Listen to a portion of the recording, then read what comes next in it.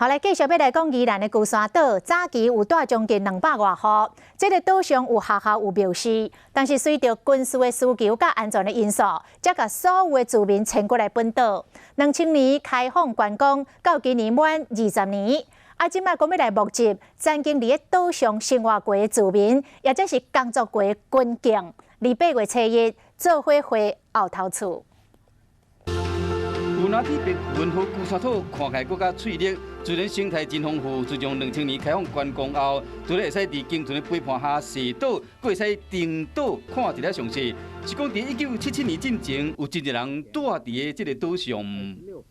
小村庄里面显得非常的淳朴而安详。民国38年开始，岛上设置学校教育儿童。 同时有200多户人，后来因为军事甲安全等等原因，才将人迁回本岛，拢住伫宜兰。1994年，搁摆有几百台渔船的保护下来遮制作，声势真大。即摆为了庆祝龟山岛开放观光20周年，要找捌伫岛上生活的民众8月7登岛，返去后头厝。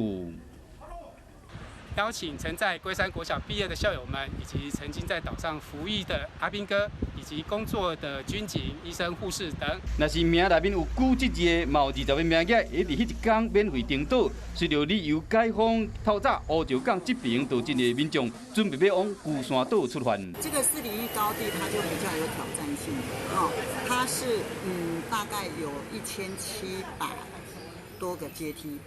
顶面有真侪美景，业者嘛希望讲透过活动会使赶紧带来观光的人潮。